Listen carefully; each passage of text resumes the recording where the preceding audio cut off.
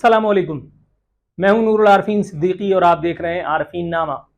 अब से थोड़ी देर पहले मैंने आपको खबर दी थी, अल्लाह का शुक्र है सुम्मा अल्हम्दुलिल्लाह, पीटीआई के अंदर जो शिकस्त और रेख्त, जो टूट फूट का अमल शुरू हुआ है, उसी की कंटिन्यूएशन में ये गुड न्यूज़ आपसे शेयर कर रहा हूं। कल रात को जो हमने वीडियो की थी उस पर यूथियों ने और उनके कजन्स भूतियों ने, यानी कौम लूत के कजन्स कौम यूथ ने कमेंट सेक्शन में आकर के जो धिनताक किया।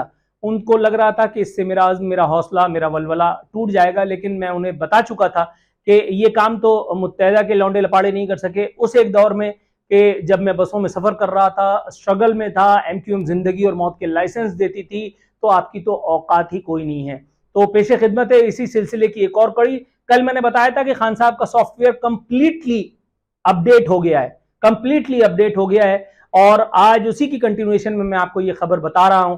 अल्हम्दुलिल्लाह सुम्मा अल्हम्दुलिल्लाह, हमारे खान साहब अपनी आखिरी बाजी भी हार चुके हैं। जी हां, वो तमाम अश्योरेंसेस, वो तमाम स्ट्रगल जो बैनुल-अक़वामी महाज पर इमरान खान को बचाने के लिए, इमरान खान को एग्जाइल में भेज देने के लिए की जा रही हैं, न सिर्फ अमरीकी कांग्रेसमैन बल्कि उसी सिलसिले की कड़ी थी वो अमरीकी कांग्रेस वुमेन से इमरान खान की इंटरवेंशन की अपील, जिसका भांडा दुनिया ने फूटते देखा।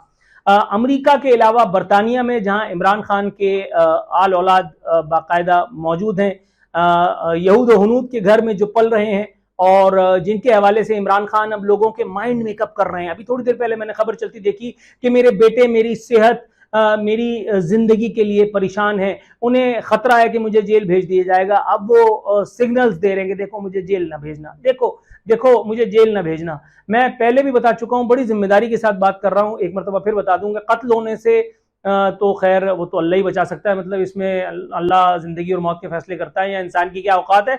लेकिन आपने अपने तौर पे अटेम्प्ट तो पूरी की है, आपने कमी बेशी कोई नहीं छोड़ी, लेकिन अल्लाह का शुक्र है सुम्मा अल्हम्दुलिल्लाह कि आपको अभी कुछ भी नहीं हुआ, आपकी बाल भी नहीं टूटा सुम्मा अल्हम्दुलिल्लाह, माँ सिवाय उस एक मुबैना स्कड मिसाइल के हमले के जो आप पर हुआ था, जिसके बाद 6 महीने तक आप जो है वो जाली प्लास्टर लेकर के घूमते रहे।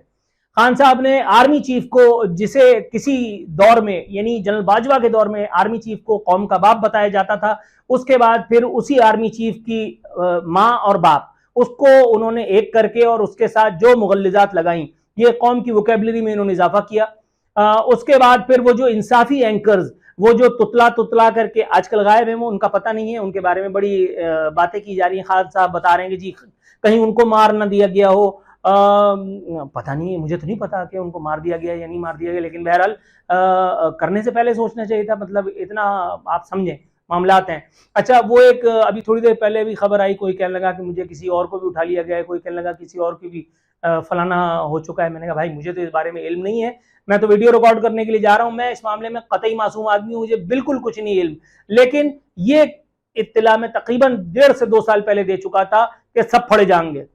मैं पिछले चैनल पे बारहा उन लोगों को, जो पिछले चैनल इमरानडू चैनल के उस मालिक, वो जो अपने तौर पे हकीकी आज़ादी खोजने निकला था अपनी इमरानडू टीम के साथ, मैंने मुतअद्दिद मैसेजेस कहलवाए। इवन उस मालिक के इंतहाई मुंहचड़े लोगों को मैंने खास तौर पे अपना नाम दे करके मैसेज करवाया।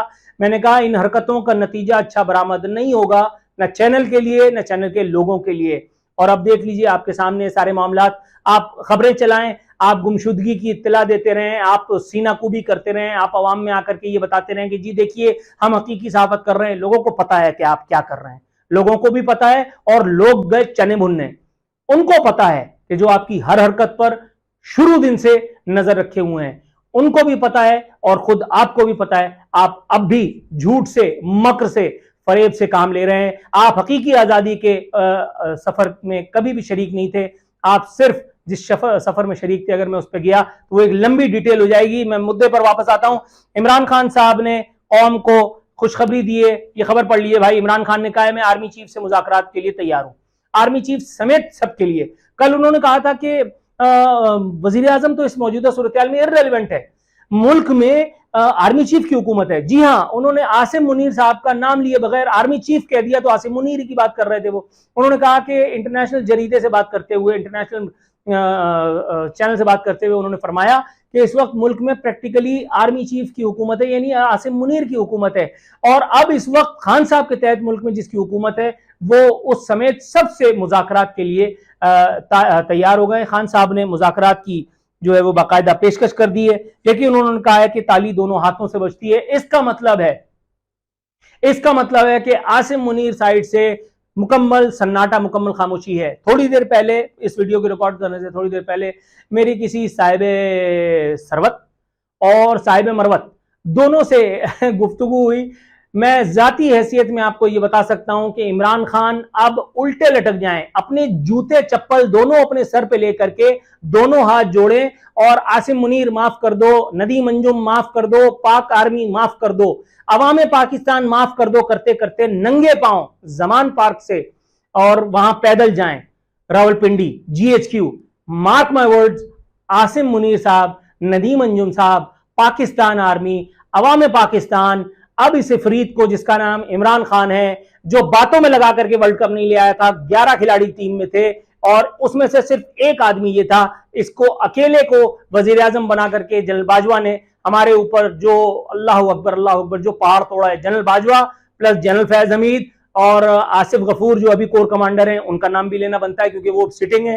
तो सिटिंग का नाम अगर नहीं लिया तो इससे ये तासुर जाता है कि गोया आप हक की बात नहीं कर रहे। तो भाई ये तासुर भी दूर कर दूं मैं सिटिंग का भी बात कर रहा हूं। तो कोर कमांडर आसिफ गफूर जो उस वक्त DGISPR थे और उन्होंने इमरान खान की चमचागिरी के लिए हर हद क्रॉस की। जब इमरान खान पे बुराई आती थी, वो तारिक जमील एंड कंपनी को आगे करके और मक्र शुरू करवा देते थे इस मुल्क में। उनकी तमन्ना थी, उनकी तलब थी, उनकी ख्वाहिश थी कि मुल्क में मुस्बत रिपोर्टिंग की जाए। लेकिन अल्लाह का शुक्र है, मैंने उस वक्त भी नेशनल टेलीविजन पे बैठ के कहा था मैं मुस्बत रिपोर्टिंग नहीं करूंगा।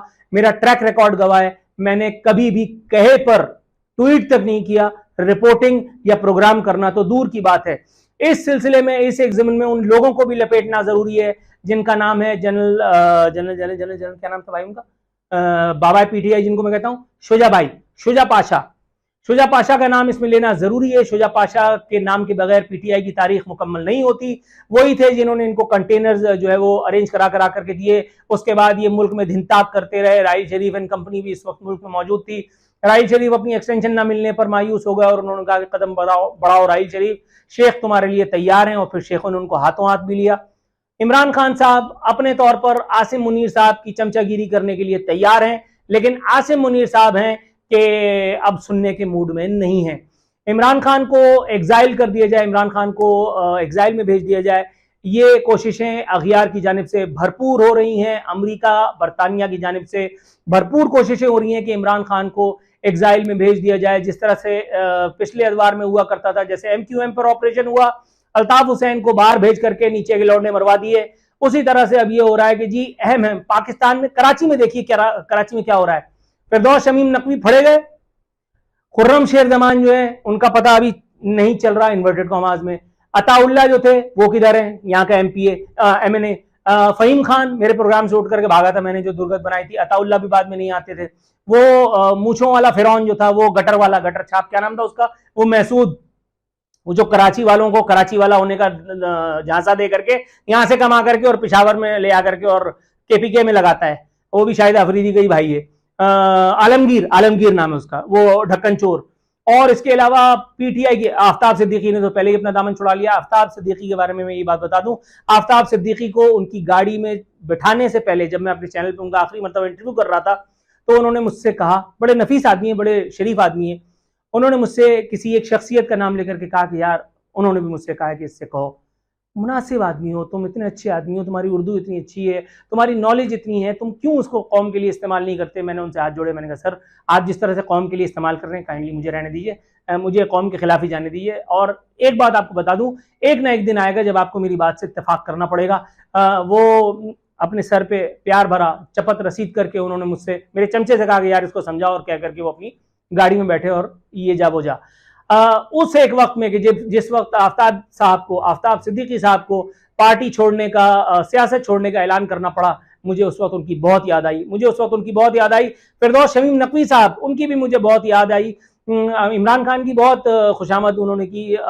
किसी ने, वो एक साबड़ छापड़ नहीं है, साबड़ छापड़, वो जो बाहर बैठ करके और हकीकी आज़ादी को लीड कर रहा है, वो ARY वाला साबड़ छापड़, तो उसने उनकी कायदे आजम वाली तुर्की टोपी, सॉरी वो जिना कैप और वो छड़ी, वो उसको निशाना बनाते हुए लिखा कि बताइए इस किस्म के लोगों को जो कायदे आजम की जिना कैप में हैं, जो बुढ़ापे में कैंसर की बीमारी झेल रहे हैं करके उन्होंने हमदर्दी से मिटने की कोशिश की, उनको भी ये लोग नहीं छोड़ रहे। तो भाईजान मैं आपको फिरदौस शमीम नकवी की गैलिस पहनी हुई तस्वीर और वो सिगार पहने हुए, वो नहीं अंकल टॉम टनाटन वो जो वाला पाइप पीते हैं अंग्रेज, वो वाली तस्वीर भी मैं आपको भेज दूंगा सापड़ सापड़, तो आपको पता चल जाएगा। क्योंकि आप गंदगी और गलाजत के जिस ढेर में आप शाहीन सहबाई, वो गंजा सुहेल वजाहत और वो डब्लू बबलू वो टके का मेजर जो अपने तौर पे बैठ करके और वो लोगों को अवाम पाकिस्तान को खुशखबरियां देता फिरता अपने मोटे मोटे भद्दे भद्दे हाथों से सलूट करके, उन सबको मैं ये बता दूं इंशाल्लाह अल्लाह के हुक्म से, अल्लाह के हुक्म से, अल्लाह की लाठी भी आवाज है, अल्लाह की लाठी भी आवाज है और गंजे के सर पे हल चलेगा, गंजा सर के बल चलेगा।